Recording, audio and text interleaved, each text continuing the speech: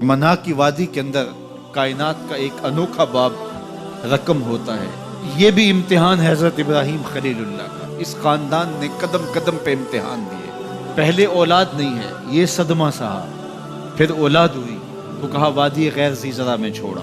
اللہ کا حکم مانا اور وہیں اپنی اولاد کو اور اپنی زوجہ کو چھوڑ چلے آئے. فلسطین میں آ کے آباد ہو گئے. فلما بلغ معہ السعی، قرآن بتاتا ہے جب وہ چلنے کے قابل ہو. ایک روایت میں 7 سال 8 سال یا 9 سال عمر. بعض نے بلغہ سے بلوغت کی عمر مراد لی. اب حکم ہوتا ہے جاؤ ملاؤ.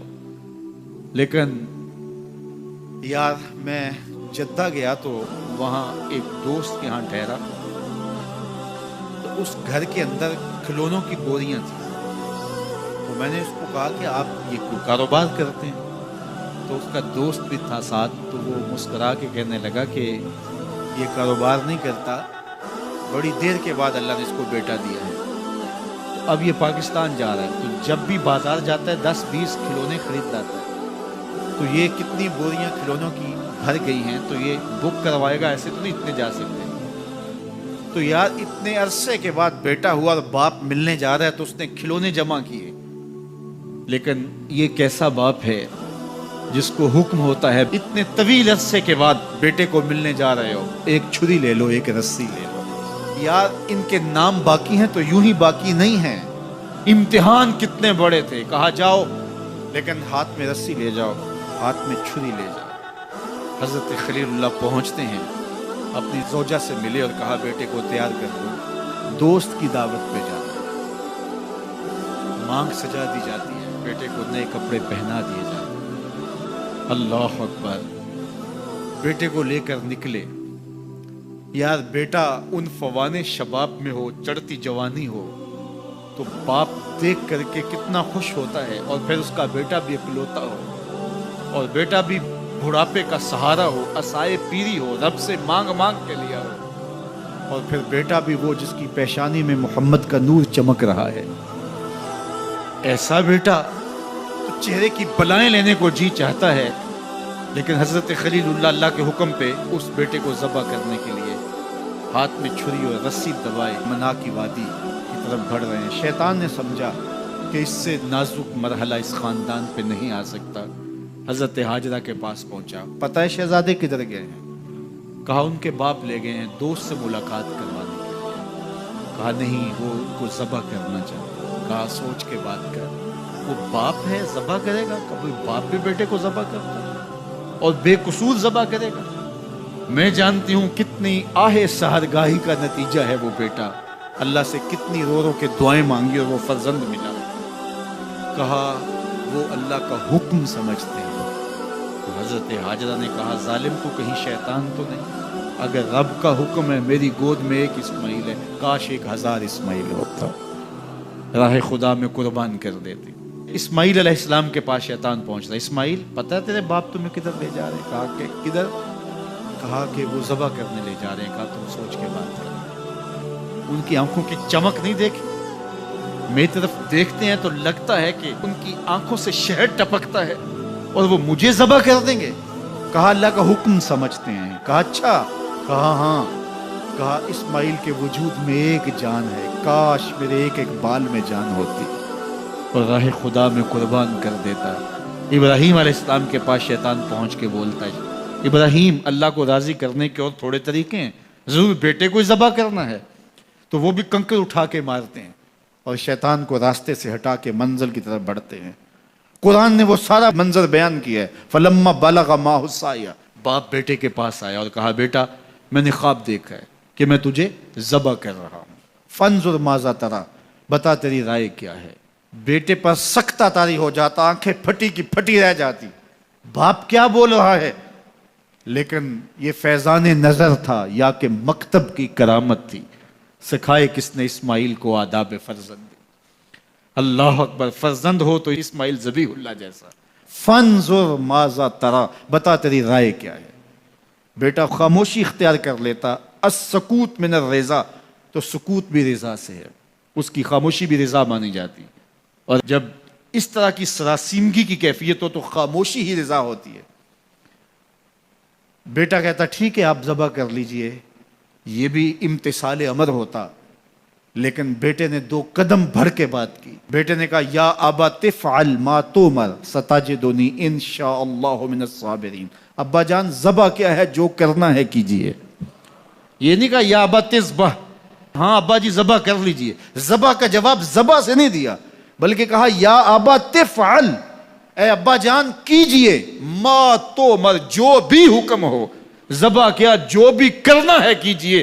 رہی بات میری، یہ کام آسان تو نہیں، لیکن میرے اللہ نے چاہا تو صبر کر کے دکھاؤں گا. منا کی وادی ہے، باپ اور بیٹے دونوں نے طے کر لیا. باپ ذبح کرنے پہ راضی ہے، بیٹا ذبح ہونے پہ راضی ہے. یار اسلام من مانی کا نام نہیں ہے، اپنے خواہشات کو پورا کرنے کا نام اسلام نہیں ہے، اپنے آپ کو مالک کے سپرد کر دینے کا نام ایمان ہے. اس کا نام اسلام ہے. یہاں دیکھیے فلما اسلما، جب دونوں نے طے کر لیا، دونوں راضی ہو گئے. باپ ذبح کرنے پہ راضی ہو گیا، بیٹا ذبح ہونے پہ راضی ہو گیا. وَتَلَّهُ لِلْجَبِينِ، اور باپ نے بیٹے کو پیشانی کے بل لٹایا. قرآن نے وہ سارا منظر بیان کیا ہے. اس پر مفسرین کے 2 قول ہیں. ایک یہ کہ الٹا لٹایا تاکہ کفا سے ذبح کروں، گردن کے پچھلے حصے پر چھری رکھ کے ذبح کروں گا، منمونا چہرہ میری آنکھوں کے سامنے نہ ہو اور میرے دل کے اندر کوئی جذبہ رحم نہ جاگے جس سے اللہ کے حکم کی تعمیل میں دیر ہو جائے. اور دوسرا معنی یہ کیا کہ آپ جانور قربانی کے لیے ذبح کرتے ہیں تو اس کی گردن کو بل دے کے اس کی پیشانی کو زمین پہ لگا دیتے ہیں تاکہ یہ رگیں تن جائیں اور ذبح کرنے میں آسانی ہو. حضرت اسماعیل کی معصوم گردن کو بل دے کر کے ان کی پیشانی پتھر کے ساتھ جوڑی گئی. وَتَلَّهُ لِلْجَبِينِ، پیشانی کے بل یوں لٹایا گیا کہ گردن کھل جائے اور بیٹے کو ذبح کرنا آسان ہو.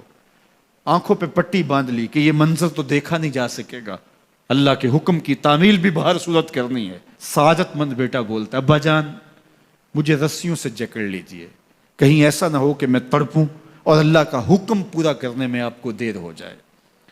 باپ بیٹے کو رسیوں سے جکڑ لیتا ہے، ہاتھ میں چھری پکڑی ہے، ذبح کرنے لگتے ہیں تو بیٹا بولتا ہے ابا جان رسیاں کھول دیجئے. کیوں؟ آپ کا منصوبہ، آپ کا پروگرام تبدیل ہو گیا. کہا نہیں. تو پھر کیوں رسیاں کھولوں؟ کہا کہیں ایسا نہ ہو کہ کل کا مورخ لکھے کہ باپ ذبح کرنا چاہتا تھا، بیٹا ہونا نہیں چاہتا تھا، باپ نے باندھ کے کیا. کھول دیجئے، نہیں تڑپوں گا. رسیاں کھل جاتی ہیں. بیٹا پیشانی کے بل لٹایا ہوا ہے، ہاتھ میں چھری پکڑی ہے، منا کی وادی ہے، کارکنان قضاء و قدر کی چیخیں نکل رہی ہیں، حوریں تھرا رہی ہیں، زمانہ کانپ رہا ہے، منا کی وادیوں پر تھر تھراہٹ ہے. مالک قیامت آنے والی ہے. فرشتے بھی پوچھ رہے ہیں کہ مالک کیا ہونے والا ہے.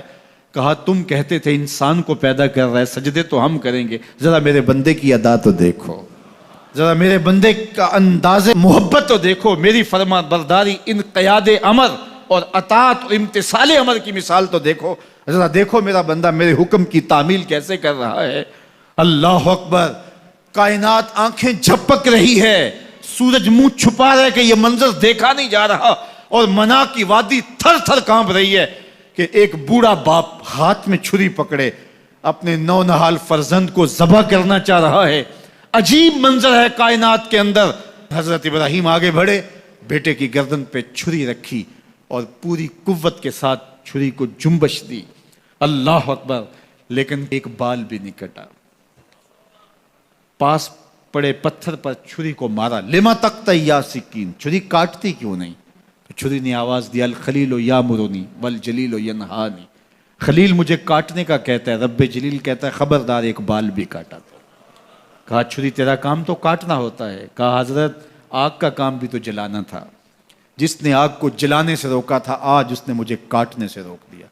اس کا یہ مفہوم بھی نکالا جا سکتا تھا کہ میں نے تو چھری چلا دی، اب چھری نے کچھ نہیں کیا تو میرا کیا قصور. اللہ اکبر. دوبارہ چھری تیز کی اور حلق پر چھری کی نوک رکھی اور اپنا سارا وزن ڈال دیا. گردن کٹ گئی، خون بہنے لگا اور دل میں تھا کہ اتنا بڑا کام جو میں نے کر لیا. لیکن جب پٹی کھولی تو دیکھا منظر بدلا ہوا ہے. جس کو بیٹا سمجھ کے ذبح کیا وہ بیٹا نہیں تھا، دمبا تھا.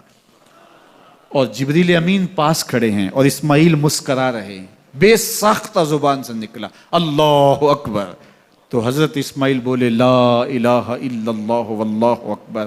جبریل بولے اللہ اکبر وللہ الحمد۔ اب یقین تھا کہ یہ سارا اہتمام ادھر سے، جبریل کا آنا اور دمبا پڑا ہے اور ذبح پڑا ہے اور جبریل امین موجود ہیں تو یہ یہی لے کر آئے ہوں گے، اور بیٹا مسکرا رہا ہے۔ یہ سارا منظر، یہ قرینہ حالیہ بتا رہا تھا کہ یہ سارا الوہی اہتمام ہے، رب نے قربانی قبول کر لی۔ لیکن صرف اتنا ہی نہیں ہوا کہ یہ قرینہ حالیہ آپ کو یقین دلاتا، بلکہ منا کی وادی چمکنے لگی اور وہی کے اجالوں سے پوری وادی روشن ہو گئی، اور آواز آنے لگی وَنَادَيْنَاهُ أَن يَا إِبْرَاهِيمُ قَدْ صَدَّقْتَ الرُّؤْيَا إِنَّا كَذَلِكَ نَجْزِي الْمُحْسِنِينَ۔ یہ منظر دیکھا تو ابراہیم ابھی کوئی سوال کرتے، کسی سے پوچھتے کہ یہ کیا ہوا، اتنے میں وہی نازل ہوئی، اے ابراہیم تو نے واقعی خواب پورا کر دکھایا، اِنَّا كَذَلِكَ نَجْزِي الْمُحْسِنِينَ، ہم اپنے بندوں کو یوں ہی صلہ دیا کرتے ہیں۔ تیرے بیٹے کو ذبح نہیں کروانا تھا تیرے ہاتھوں سے، ہم نے تیرا امتحان لینا تھا، بس ابراہیم تیرا امتحان پورا ہو گیا، ہم نے تیری سنت کو اب قیامت تک کے لیے باقی رکھا۔